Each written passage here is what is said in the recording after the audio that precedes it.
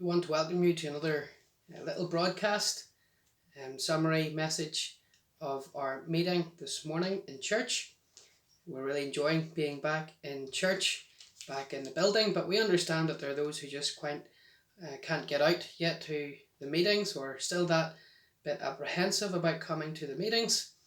And so we trust that this summary of what we said this morning, what we looked at, considered in our meeting, will be a blessing to you as you listen in. We thought this morning in church about Jeremiah chapter 32. It's quite a long, lengthy chapter, and we thought about the theme of Jeremiah in prison, or Jeremiah shut up in prison. And we'll just read verse 2, which really sums that thought up of Jeremiah 32 verse 2. We read, "Then the king of Babylon's army besieged Jerusalem, and Jeremiah the prophet was shut up in the court of the prison, which was in the king of Judah's house." Jeremiah shut up in prison.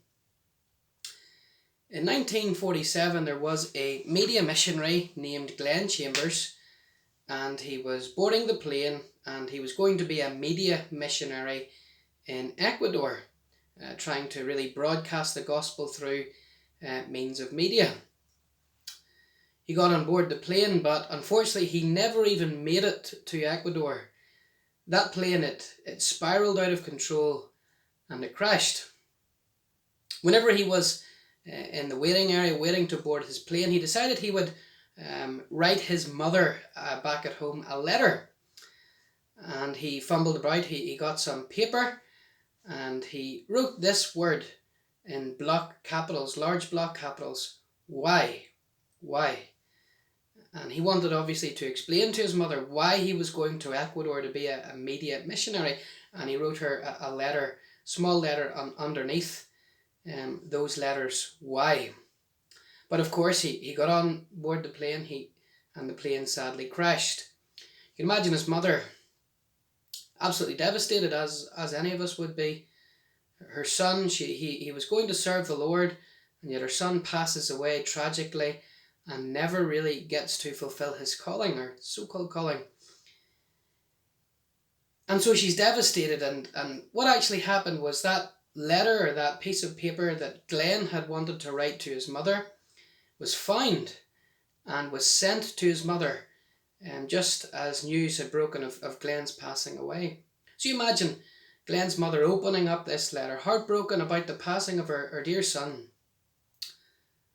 and being confronted by that large message in block capital letters: "Why?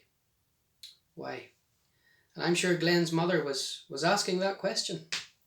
Why? Why, Lord, if you called my son to be a missionary to Ecuador, why did he never make it? Why did the plane crash? All of those questions running through your mind, all under that one main question: why? Why? I'm sure you've been there yourself.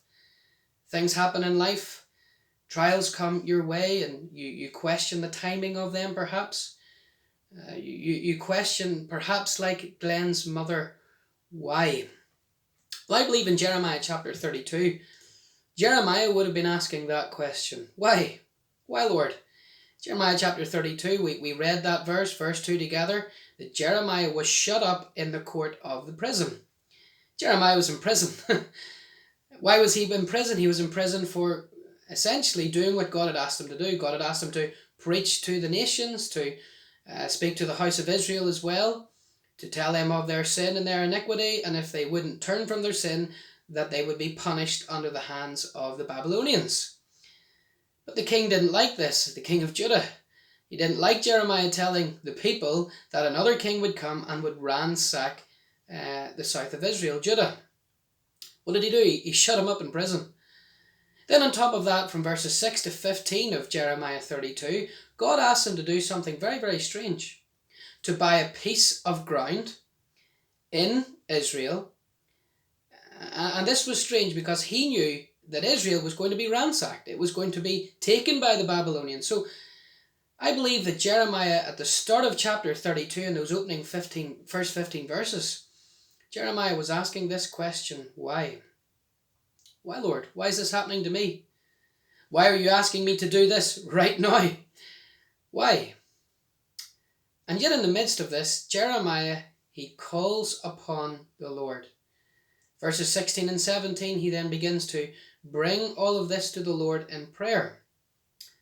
And what I want you to see here in this message is that Jeremiah, in spite of his confusion and in spite of his difficulty, he brings it to the Lord in prayer. He continues and he progresses in his Christian life. Child of God, the lesson is this. In the midst of your confusion, you're still to call and you are to continue with the Lord. You shut up in prison today. You feel as though circumstances are going against you and all of COVID-19, and undoubtedly there are those who will be listening to this and there'll be a fallout in some way that will negatively impact you, and you're maybe confused about it all. Why, Lord? Why? Well, the Lord, He's teaching you to trust in Him, to call upon Him. And as we read in the next chapter, He will answer and do great and mighty things. So Jeremiah shut up in prison. Jeremiah in prison. We'll look at that for a few moments this afternoon. First thing here I think we see is his confusion. His confusion. In verse 2 we read that he was shut up in prison. And then we read in verse 3 of that chapter that Zedekiah king of Judah had shut him up, saying, Wherefore dost thou prophesy and say, Thus saith the Lord, Behold, I will give this city into the hand of the king of Babylon, and he shall take it. He's asking simply, Jeremiah, why are you saying this? Why are you preaching and prophesying that Nebuchadnezzar is going to come and take this city? And Jeremiah here, he's shut up then in prison for essentially doing what God has asked him to do. Now Jeremiah's life up until this point, I believe, was one massive confusion for him. In chapter 1, for example, Jeremiah believes that his life's mapped out. His father is a priest. They belong to the priests of Anathoth. Jeremiah's life is mapped out. He is going to follow in the steps of his father, the footsteps of his dad. He believes he's going to be a priest. But in chapter 1, God calls him, tells him, you're not going to be a priest, you're going to be a prophet. In chapter 16, God comes to him and tells him, don't get married, Jeremiah, verse 2. In chapter 15, he speaks of how men forsook him and fled, so he didn't even really have any friends to call upon. In chapter 8, he stated that no man repented him of his wickedness, so he didn't have an outwardly successful ministry either. And now in chapter 32, he's shut up in prison. He's in a physical prison, a literal prison. And on top of this, as I've said, verses 6 through 15, God comes to him and tells him, go and buy a piece of ground, Jeremiah. It's actually your uncle's ground, Jeremiah. Go and buy it. This would have been very strange for him, because he had prophesied in chapter 25 that God was going to come and destroy the land and give the land over to the hands of the Babylonians. So if God asked you to buy a piece of ground in a country that you know is going to be taken over, you'd be confused, wouldn't you? And that's where Jeremiah, I believe, is. He has been faithful to the Lord, and yet his life was just one mass of confusing incidents after the other. And I believe that, yes, he's in a physical prison, but I also believe that you could liken his life to a spiritual prison of confusion, an emotional prison of confusion. Jeremiah's confused. And I imagine him there in that prison questioning, Lord, why is all of this happening to me? Perhaps you're there today, child of God. You look at your life and you look even at the incidents of this, perhaps even this last year, the last few months, and you can say like Jeremiah, it's just been one thing after another. Maybe you've lost a family member. Maybe you've lost a job. Maybe you're still waiting to find out about your job security. Things were going well, things were going great, and all of a sudden, just one thing after the other. And perhaps you're where Jeremiah is this afternoon. You might not literally be shut up in prison, but spiritually you're confused. You're spiritually scratching your head saying, Lord, what on earth are you doing here in my life? You're not alone. There are other Christians who were confused at what the Lord was doing. In chapter 42 of Genesis, Jacob said, all these things are against me, when he had believed he had lost his son Joseph, and he also believed that he was going to lose other sons, Benjamin, whenever they were down in Egypt and so on. And he simply throws his arms up and said, all these things are against me. But all of those things weren't against him. But in him looking at his own circumstances at that particular time, it looked like everything was against him. Daniel chapter 9, Daniel's mighty prayer. Daniel prayed that unto the Lord belongs righteousness, but unto us confusion of face. And we need to understand that, beloved. You need to understand this, that God's ways are righteous. At times we are confused by them, yes, but God's ways are always righteous. That well-known verse in Scripture, his ways are not our ways, neither are our thoughts his thoughts. His ways are higher than ours. Daniel's confused, but I want you to see secondly his call, because this does not detract from Daniel trusting in the Lord. In verse 17 we simply read, Ah, Lord God, behold, thou hast made the heaven and the earth by thy great power. At the end of verse 16 he begins to call, he begins to cry unto the Lord. His confusion has not held him back from praying, rather it has actually pushed him on in praying. And what does he do? He simply brings all of this confusion to the Lord in prayer. And as he prays, I believe that at the beginning of the prayer, he just brings it all to the Lord, and he's confused about what the Lord is doing. And yet he doesn't focus on his confusion, he doesn't focus on his seemingly unfavourable outward circumstances. He focuses on the power of God. Lord, you made the heaven and the earth. That's what he's saying, verse 17. Lord, you have created the heavens and the earth by your great power. And so he focuses here on the fact that, Lord, you're a sovereign God and you're in control. Lord, if you created the heaven and the earth, surely, Lord, you know what you're doing here. Then in verse 19, he focuses in prayer on not only the power of God, but the performances, or even the perfection of God, you could call it. He speaks of God visiting the iniquity of his children and giving them of the fruit of their doings. What he's really saying is this: Lord, I don't understand what you're doing, but I know this: you're powerful, and Lord, you're perfect in all your ways. Lord, you deal with sin. And he looks at this, and he looks at the Babylonians coming. It seems unfair, it seems unjust, but he knows that eventually God will have his way.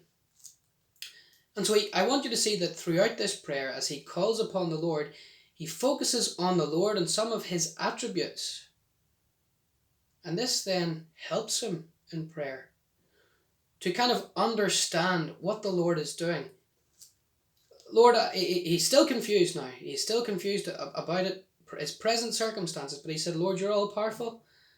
And Lord, you do deal with sin. You're perfect. You deal with sin. And so, Lord, I'm trusting you in the midst of this all, that you will do the right thing. And child of God, this is where you need to get to today. And this is what actually prayer does. Prayer is the vehicle for you increasing your faith in such confusing times.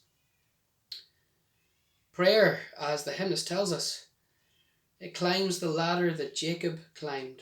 Jacob saw into heaven. And in a spiritual sense, as you pray, it helps you understand what God is doing. It helps you understand heaven's perspective on your earthly circumstances. Focus as you pray, focus on the power of God and focus on the perfection of God.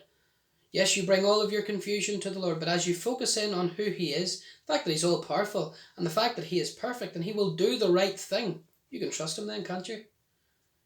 You can trust him.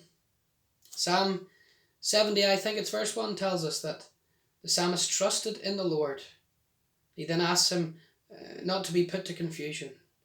What's he really saying? He's saying, because I trusted in the Lord, my confusion, the Lord dealt with my confusion. This is what the Lord does. As you trust in him, as you call upon him, as you climb, as it were, that ladder that Jacob climbed, you're enabled and you're given grace to see heaven's perspective on your earthly confusion. You want to know the way ahead? You want to understand what God is doing? Sometimes the Lord never really helps us to fully understand, but there are ways in which you can understand the divine perspective upon your earthly suffering when you pray. You focus in on who the Lord is, His confusion and His call. I want you then to see lastly His confidence. In verse 24, Jeremiah makes this wonderful statement in Jeremiah chapter 32. We read there simply, "What thou hast spoken is come to pass, and behold, thou seest it." What you've spoken, Lord, has come to pass. What he's really saying is this: Lord, when you speak, it'll be done. And Lord, you see it, and you'll see to it. Lord, you speak, and it's done. And this, I believe, is a totally different perspective to where Jeremiah was before he called on the Lord. Jeremiah is now confident that the Lord will do it, that the Lord will not merely bring that captivity of Babylon, or of the Judah by the hands of Babylon, but the Lord will then bring the people back. That's actually what he's saying. He's looking forward to with the eye of faith to what God will do. And he actually sees it as if God has already done it. Verse 24, "Thou hast spoken, and it's come to pass." It's as if it's as good as done. Jeremiah is actually full of confidence now. Lord, you have spoken it, and Lord, it will be done. And his confusion dissipates. It's not there anymore. This is what prayer does, child of God. Prayer gives you that confidence that the Lord's in control, that the Lord's almighty, that the Lord's powerful, that the Lord is doing and working out all things after the counsel of his own will. And as Romans 8:28 tells us, all things work together for good to them that love God. You're confused about what's going on in your life at the minute, child of God? Call upon the Lord. And as you call upon him, and as you see the divine perspective upon your earthly suffering, you'll be full of confidence. Confidence to face whatever it is you're facing, whatever that spiritual, emotional prison is that you feel you're enduring. The Lord will give you confidence as you face it. It's interesting that, just as a side note, as I finish here, God then asks Jeremiah the question in verse 27, "Is there anything too hard for me?" He knows Jeremiah is full of confidence, and it's as if he's just throwing that in there. Jeremiah, is there anything too hard for me, Jeremiah? Of course, the answer is no. This would have even further fostered confidence in Jeremiah. Jeremiah shut up in prison. I trust that this message is an encouragement to your heart, whatever you're going through at the minute.